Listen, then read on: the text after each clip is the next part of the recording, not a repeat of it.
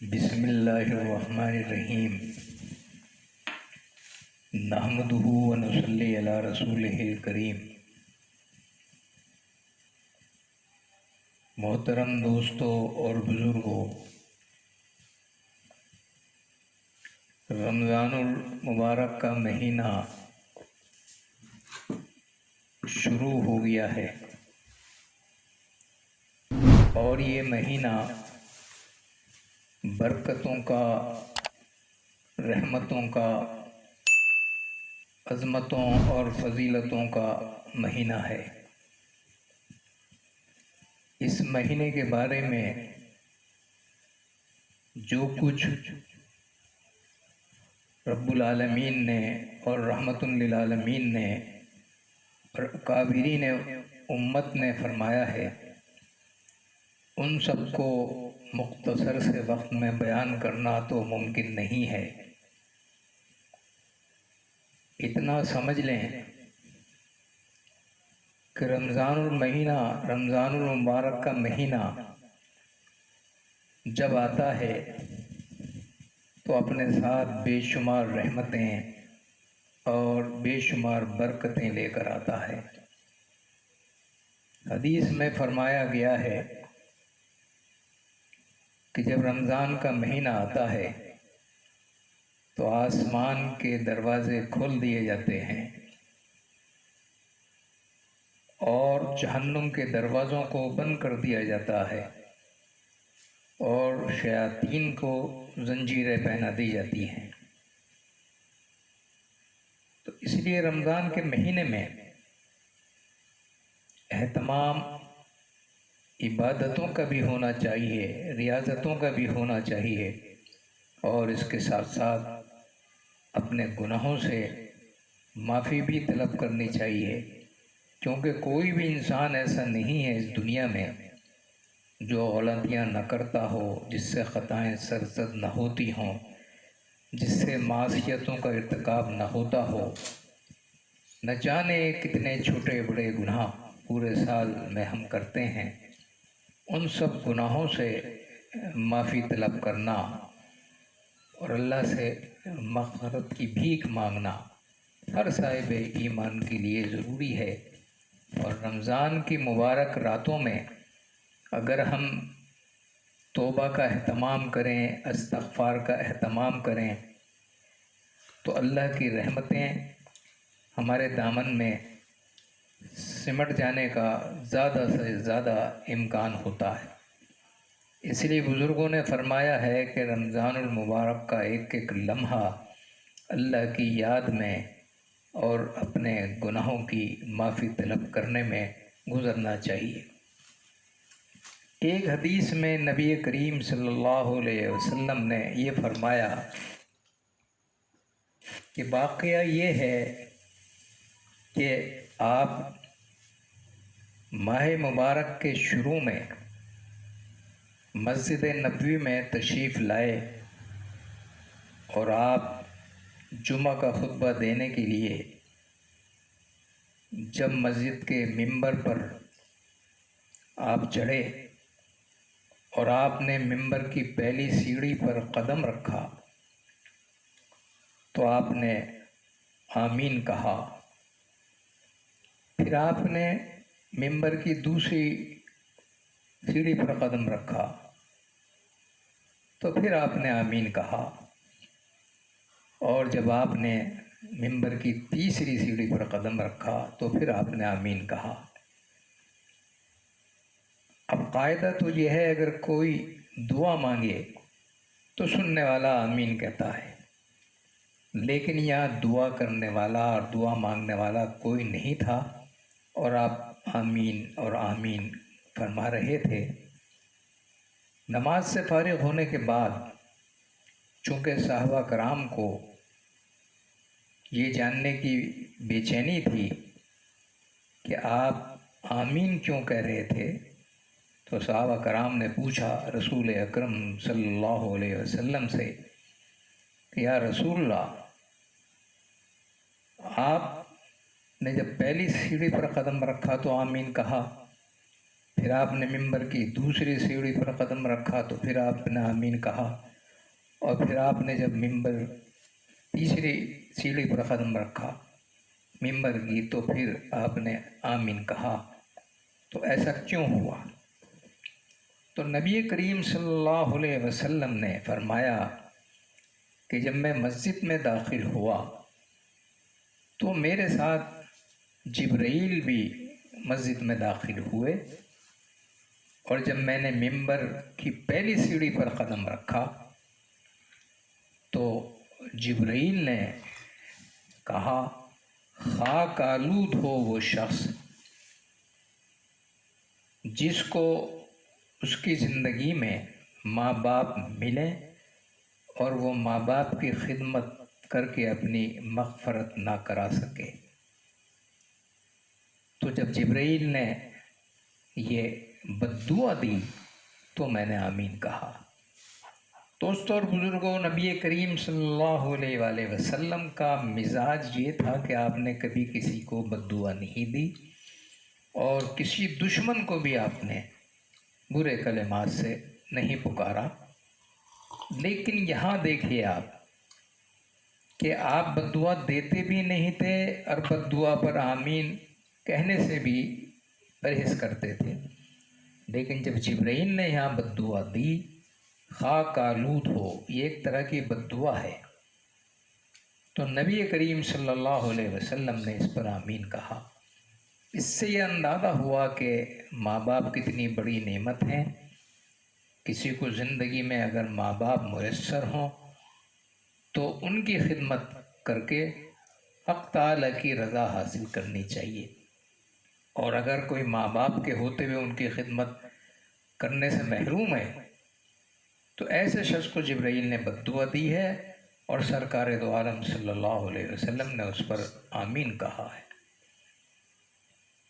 اور نبی کریم صلی اللہ علیہ وسلم نے فرمایا جب میں نے ممبر کی دوسری سیڑھی پر قدم رکھا تو جبرائیل نے کہا خاک آلود ہو وہ شخص جس کے سامنے محمد آپ کا نام لیا جائے اور وہ آپ پر درود نہ پڑھے۔ تو یہاں بھی آپ نے آمین کہا۔ تو بدنصیب ہے وہ شخص کہ جس کے سامنے نبی کریم صلی اللہ علیہ وسلم کا نام گرامی کا ذکر ہو اور وہ درود نہ پڑھے۔ تمام مسلمانوں کے لیے ضروری ہے کہ جب رسول اکرم صلی اللہ علیہ وسلم کا کہیں ذکر ہو اور آپ کا اسم گرامی زبان پر آئے تو درود پڑھنا چاہیے، کم سے کم صلی اللہ علیہ وآلہ وسلم تو کہہ دینا چاہیے۔ حضرت جبرائیل نے جب تیسری سیڑھی پر قدم رکھا نبی کریم صلی اللہ علیہ وسلم نے، تو جبرائیل نے کہا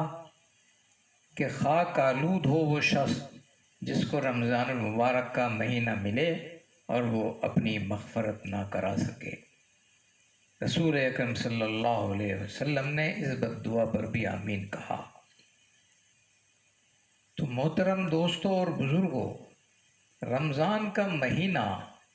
مبارک مہینہ ہے، اللہ کی رحمتوں کی بارشیں برستی ہیں، حق تعالیٰ پہلے آسمان پر تشریف لے آتے ہیں اور ان کی طرف سے یہ اعلان شب برات سے ہونا شروع ہو جاتا ہے کہ ہے کوئی مغفرت کا چاہنے والا کہ میں اس کی مغفرت کروں، ہے کوئی مجھ سے گناہوں کی مغفرت چاہنے والا کہ میں اس کے گناہوں کو معاف کر دوں، ہے کوئی مجھ سے رزق طلب کرنے والا تو میں اس کو رزق عطا کر دوں۔ اور رمضان کے مہینے میں بھی یہ سلسلہ مسلسل جاری رہتا ہے کہ حق تعالیٰ گناہوں کو معاف بھی فرماتے ہیں اور حق تعالیٰ رزق میں بھی اضافہ کر دیتے ہیں، اور حق تعالیٰ ہے اپنے رحم و کرم کی بارشیں برساتے رہتے ہیں۔ کتنے بدنصیب ہیں وہ لوگ جو ایسی مبارک راتوں میں اور ایسے مبارک دنوں میں بھی اپنے رزق میں اضافہ نہ کرا سکیں اور اپنے گناہوں کی مغفرت نہ کرا سکیں۔ تو رمضان کا مہینہ جو ہے یہ برکتوں کا مہینہ ہے، اس میں رزق بھی بڑھا دیا جاتا ہے مومنوں کا، اور اس میں گناہوں کی عام معافی کا اعلان ہوتا ہے۔ ایک حدیث میں یہ آتا ہے کہ ہر رات، رمضان کی ہر رات تقریباً 7 لاکھ لوگوں کی مغفرت کی جاتی ہے، اور جمعہ کی شب میں 50 لاکھ لوگوں کی مغفرت کی جاتی ہے، اور رمضان کی آخری راتوں میں جتنی مغفرت، جتنی تعداد میں لوگوں کی مغفرت پورے رمضان میں ہوتی رہی ہے، اتنی تعداد میں عید کی رات سب کی مغفرت کی جاتی ہے۔ کتنے خوش نصیب ہیں وہ لوگ جو اللہ کے رحم و کرم کے حقدار بن جائیں، اور کتنے بد نصیب ہیں وہ لوگ جو ان مبارک راتوں میں بھی رب العالمین سے مغفرت کا سرٹیفکیٹ حاصل نہ کر سکیں۔ تو رمضان کا جو مہینہ ہے وہ شروع ہو گیا ہے، اور بزرگوں نے فرمایا ہے کہ اس کی 3 جو ہیں وہ الگ الگ تفصیل بیان کی ہے کہ پہلا عشرہ جو ہے، پہلے جو 10 دن ہیں وہ رحمت کے دن ہیں۔ اولہ رحمت واوسطہ مغفرت وآخرہ عتق من النار۔ رمضان کا جو پہلا عشرہ ہے اس میں رحم و کرم کی بارشیں برستی ہیں، اور قرآن حکیم میں فرمایا گیا ہے کہ یا ایھا الذین آمنوا کتب علیکم الصیام کما کتب علی الذین من قبلکم لعلکم تتقون۔ اے ایمان والو، تم پہ رمضان کے روزے فرض کیے گئے ہیں، اسی طریقے سے پہلی قوموں پر بھی یہ روزے فرض کیے گئے تھے۔ تم ان روزوں کا اگر اہتمام کرو گے تو ممکن ہے تمہارے اندر تقویٰ اور پرہیزگاری پیدا ہو۔ تو رمضان میں دوسری عبادتیں اپنی جگہ ہیں، لیکن ایک خاص عبادت جو ہے وہ روزہ ہے، اور روزہ جو ہے وہ مختلف عبادتوں میں، بہت سی دوسری عبادتوں میں ایک اپنا الگ مقام رکھتا ہے، اور یہی وجہ ہے کہ رب العالمین حدیث قدسی میں یہ فرماتے ہیں کہ الصوم لی وانا اجزی بھی، روزہ میرے لیے ہے، میں خود اس کی جزا دوں گا۔ تو دوسری عبادتیں بھی اللہ ہی کے لیے ہوتی ہیں، نماز بھی اللہ کے لیے پڑھی جاتی ہے، زکوٰۃ بھی اللہ کے لیے دی جاتی ہے، حج اور عمرہ بھی اللہ کے لیے کیا جاتا ہے، اور ہر عبادت اور ہر نیکی اللہ کے لیے کرتا ہے بندہ۔ لیکن خاص روزے کے بارے میں یہ کیوں فرمایا گیا کہ الصوم لی وانا اجزی بھی، روزہ میرے لیے ہے، میں خود ہی اس کی جزا دوں گا۔ اس کی وجہ یہ ہے کہ روزہ ایک ایسی عبادت ہے جو دوسری عبادتوں سے مستثنیٰ ہے۔ مثلاً ایک شخص نماز پڑھ رہا ہے، وہ نماز پڑھتے ہوئے نظر آ رہا ہے۔ ایک شخص زکوٰۃ دے رہا ہے، وہ زکوٰۃ دیتے ہوئے نظر آ رہا ہے۔ ایک شخص حج اور عمرہ کر رہا ہے، وہ عمرہ اور حج کرتے ہوئے نظر آ رہا ہے۔ روزہ ایک ایسی عبادت ہے جو روزہ رکھنے کے بعد یہ اندازہ نہیں ہوتا کہ اس شخص نے روزہ رکھا ہے یا نہیں، یہ خالص اللہ کے اور بندے کے درمیان کا معاملہ ہے۔ دوسری بات یہ ہے، مسجد میں ایک شخص نماز پڑھ رہا ہے، نماز پڑھتے ہوئے اسے خیال آیا کہ لوگ مجھے نماز پڑھتے ہوئے دیکھ رہے ہیں، تو اس نے اپنی رکعتیں لمبی کر دیں، یا اگر اس کا 2 نفلیں پڑھنے کا ارادہ تھا اس نے 10 نفلیں پڑھنی شروع کر دیں۔ تو ایک دل میں ریاکاری آئی، تو وہاں وہ اپنی نمازوں میں یا نماز کی قرات میں اضافہ کرنے لگتا ہے، یہ ایک طرح کی ریاکاری ہوتی ہے۔ روزے میں ریاکاری نہیں کر سکتا۔ روزہ جب کسی نے رکھ لیا تو وہ کمرے میں ہو یا محفل میں ہو، وہ روزے دار ہے۔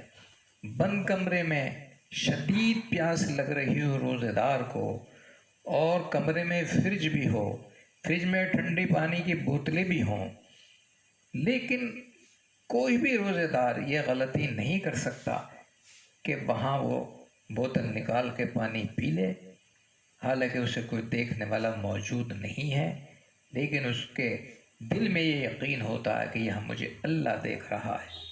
یہ یقین اس وقت نہیں ہوتا اس کے دل میں جب وہ مسجد میں نمازیں دکھانے کے لیے پڑھتا ہے، تو وہاں اس کا یہ یقین کہیں نہ کہیں کمزور ہوتا ہے۔ لیکن یہاں بند کمرے میں بھی وہ یہ غلطی نہیں کر سکتا کہ پانی پی لے، اسے یقین ہوتا ہے کہ رب العالمین مجھے اس بند کمرے میں بھی دیکھ رہے ہیں۔ تو اس لیے روزے کے بارے میں یہ فرمایا گیا کہ الصوم لی وانا اجزی بھی، روزہ میرے لیے ہے اور میں خود اس کی جزا دوں گا۔ دوسری عبادتیں تھوڑی دیر کے لیے ہوتی ہیں۔ عشاء کی نماز جو سب سے زیادہ لمبی ہوتی ہے وہ بھی 15-20 منٹ میں ختم ہو جاتی ہے، فجر کی نماز 10-15 منٹ میں ختم ہو جاتی ہے، لیکن روزہ جو ہے وہ تقریباً پورے دن رہتا ہے۔ تو یہ ایک عظیم عبادت ہے، یہ قربانی دینے والی عبادت ہے، بھوک اور پیاس کی قربانی دینے والی عبادت ہے۔ اس لیے اس کے بارے میں یہ فرمایا گیا ہے کہ یہ میرے لیے ہے اور میں ہی اس کی جزا دوں گا۔ اور ایک حدیث میں تو یہ فرمایا گیا کہ الصوم لی وانا اجزا بھی، روزہ میرے لیے ہے اور میں خود اس کی جزا بن جاؤں گا۔ سبحان اللہ، کیا بات ارشاد فرمائی رب العالمین نے کہ روزہ میرے لیے ہے اور میں نہ اسے روزے دار کو کوئی جزا دوں گا بلکہ میں خود ہی اس کی جزا بن جاؤں گا۔ کتنے خوش نصیب ہیں وہ لوگ کہ جن کو روزے کے صلے میں اور روزے کی جزا میں رب العالمین خود مل جائیں۔ تو رمضان المبارک میں روزوں کا اہتمام کریں۔ روزے دار کے بارے میں بے شمار احادیث بیان ہوئی ہیں، لیکن میں صرف یہاں ایک حدیث عرض کرتا ہوں آپ کے سامنے کہ نبی کریم صلی اللہ علیہ وسلم نے ایک مرتبہ یہ ارشاد فرمایا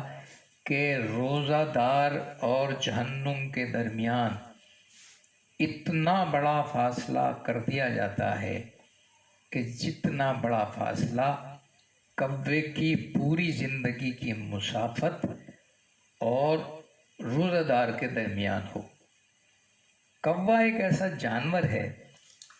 دوسرے جانوروں کے مقابلے میں اس کی طبعی امور کچھ زیادہ ہوتی ہے۔ ہر مخلوق کی ایک طبعی عمر ہوتی ہے، جیسے نبی کریم صلی اللہ علیہ وسلم کی امت کی طبعی عمر جو ہے وہ 63، 64، 65 سال ہے۔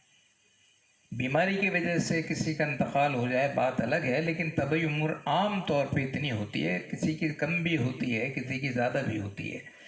لیکن طبعی عمر نبی کریم صلی اللہ علیہ وسلم کی امت کی 60 اور 65 کے درمیان ہے۔ اسی طرح جانوروں کی بھی طبعی عمر ہوتی ہے، جیسا کہ بلی کی طبعی عمر بزرگوں نے فرمایا 13 سال ہوتی ہے، مرغی کی طبعی عمر 14 سال ہوتی ہے، کتے کی طبعی عمر 15 سال ہوتی ہے، طوطی کی طبعی عمر 60 سال ہوتی ہے، گھوڑے کی طبعی عمر جو ہے وہ 27 سال ہوتی ہے، اسی طریقے سے ہاتھی کی طبعی عمر 100 سال ہوتی ہے، لیکن کوے کی جو طبعی عمر ہے بزرگوں نے فرمایا وہ 1000 سال ہوتی ہے۔ نبی کریم صلی اللہ علیہ وسلم کا ارشاد یہ ہے کہ کوے کی طبعی عمر کی مسافت، یعنی کوا جب سے اڑنا سیکھتا ہے اور عمر کے آخر تک 1000 سال تک وہ جتنا اڑتا ہے اور جہاں جہاں جاتا ہے کتنی مسافت وہ طے کرتا ہوگا، تو اتنی مسافت کے برابر روزے دار اور جہنم کے درمیان فاصلہ پیدا کر دیا جاتا ہے، گویا کہ روزے دار جہنم میں نہیں جاتا۔ تو کتنے خوش نصیب ہیں وہ لوگ جو روزوں کا اہتمام کر کے جہنم سے اتنے فاصلے پر کھڑے ہو جاتے ہیں۔ اور حدیث میں فرمایا گیا ہے کہ روزے دار کی منہ کی جو بدبو ہے وہ حق تعالیٰ کو پسند ہے۔ تو کتنے خوش نصیب ہیں وہ لوگ جن کے منہ کی بدبو خود باری تعالیٰ کو پسند ہو۔ تو رمضان میں روزہ رکھنے کا اہتمام کریں۔ رمضان کا پہلا عشرہ رحمت کا عشرہ ہے، اس میں روزے رکھنے کے ساتھ ساتھ اللہ کی مخلوق کی مدد اور صدقات و خیرات کے ذریعے ان کے ساتھ اظہار ہمدردی، اس سے بھی رب العالمین خوش ہوتے ہیں اور ہمارے دامن میں بے شمار ثواب سمٹ جاتا ہے۔ بہت سے لوگ رمضان کے مہینے میں اللہ تعالیٰ کی رحمتیں زیادہ سے زیادہ سمیٹنے کے لیے اپنا سب کچھ قربان کرنے کے لیے تیار رہتے ہیں۔ آپ تمام حضرات سے یہ گزارش ہے کہ وہ اللہ کی عبادت کے ساتھ ساتھ اللہ کے بندوں کی خدمت کے سلسلے کو بھی جاری رکھیں۔ پہلا عشرہ جو ہے چونکہ یہ رحمتوں کا عشرہ ہے، بزرگوں نے فرمایا ہے کہ اس کا ایک خاص وظیفہ ہے اس عشرے کا، اور وہ یہ ہے کہ فَاغْفِرْ لِي مغفرتاً فرمائیں، اور یہ کہ وَرْحَمْ إِنَّكَ أَنْتَ الراحمین خیر الراحمین۔ تو یہ جو ہے وظیفہ اس کو زیادہ سے زیادہ پڑھیں، باقی جو وظائف ہیں ان کے سلسلوں کو بھی جاری رکھیں اور اس وظیفے کو زیادہ سے زیادہ پڑھیں۔ تو بزرگوں نے یہ فرمایا ہے کہ یہ پہلا عشرہ جو ہے وہ رحم و کرم کا عشرہ ہے۔ ہمیں حق تعالیٰ کی رحمتیں اپنے دامن میں سمیٹنے کے لیے روزے بھی رکھنے ہیں، اور رات کو قیام اللیل کا بھی اہتمام کرنا ہے، اور استغفار کا بھی اہتمام کرنا ہے، اپنے گناہوں کی معافی بھی طلب کرنی ہے۔ ان تمام عبادتوں کا اگر ہم لحاظ رکھیں گے تو رب العالمین کی رحمتیں ہمارے دامن میں سمٹ آئیں گی۔ شاہ عبدالعزیز رحمۃ اللہ علیہ کا ایک واقعہ بیان کیا ہے اکابرین نے کہ ایک مرتبہ حضرت شاہ عبدالعزیز محدث دہلوی رحمۃ اللہ علیہ نے خواب دیکھا، اور خواب میں حضرت علی کرم اللہ وجہہ کو دیکھا، اور شاہ عبدالعزیز رحمۃ اللہ علیہ نے حضرت علی سے یہ پوچھا کہ اے علی، کیا وجہ ہے کہ پہلے زمانے کے اولیاء میں اور اللہ کے برگزیدہ بندوں میں جو سعادتیں تھیں، جو عظمتیں تھیں، اور ان سے نسبتیں قائم کر کے جو برکتیں حاصل ہوتی تھیں، وہ اب نظر نہیں آتی؟ تو حضرت علی کرم اللہ وجہہ نے اس کا جواب یہ دیا کہ پہلے اکابرین جو تھے وہ رات کو نفلوں کی کثرت رکھتے تھے، اور نفلوں کی کثرت کے ساتھ ساتھ وہ استغفار بھی پڑھتے تھے، اور قرآن حکیم کی تلاوت بھی بکثرت کرتے تھے۔ موجودہ زمانے میں ذکر کا تو سلسلہ دراز ہے، لیکن نفلوں کی کثرت کا اہتمام ختم ہو گیا ہے، اور قرآن حکیم کی تلاوت کا بھی اہتمام ختم ہو گیا ہے۔ تو رمضان المبارک میں اگرچہ قرآن حکیم بکثرت پڑھا جاتا ہے، اور قرآن حکیم کی تلاوت وہ چیز ہے جس کے بارے میں بزرگوں نے یہ فرمایا ہے کہ جب کوئی تلاوت کرتا ہے قرآن حکیم کی تو یہ ایسا ہے جیسے وہ اللہ سے گفتگو کر رہا ہو۔ تو قرآن حکیم پڑھنے والا اللہ سے محو گفتگو ہوتا ہے۔ تو دوستوں اور بزرگوں، عرض یہ ہے اس پہلے عشرے میں کہ اللہ کی رحمتوں کو زیادہ سے زیادہ اپنے دامن میں سمیٹیں، اللہ کی عبادت کریں، روزے رکھیں، روزے میں اپنی زبان کی بطور خاص حفاظت فرمائیں، روزے رکھ کر لوگوں سے کم ملیں تاکہ نہ زیادہ گفتگو ہوگی، نہ لایانی باتیں زبان پر آئیں گی۔ اپنی زبان کی بطور خاص حفاظت فرمائیں، اور خاموش رہنے کی عادت ڈالیں، اور تلاوت قرآن میں خود کو مصروف رکھیں، اور رات کو قیام اللیل کا بھی اہتمام کریں۔ کیا بعید ہے ہماری عبادتوں کی برکت سے اور ہماری دعاؤں کی برکت سے یہ پوری دنیا اس وبا سے، کرونا وائرس کے وبا سے نجات حاصل کر لے۔ ہم دعا کرتے ہیں کہ رب العالمین ہمیں عبادتیں کرنے کی، قرآن حکیم کی تلاوت کرنے کی، اپنے گناہوں کی معافی طلب کرنے کی توفیق عطا فرمائے، اور رب العالمین ہماری دعاؤں کو اور ہماری ٹوٹی پھوٹی نیکیوں کو اور ہماری ریاضتوں کو اور اس کے بندوں کے ساتھ جو ہم ہمدردیوں کا سلسلہ رکھیں گے اس سلسلے کو قبول فرمائے۔ وآخر دعوانا الحمد للہ رب العالمین۔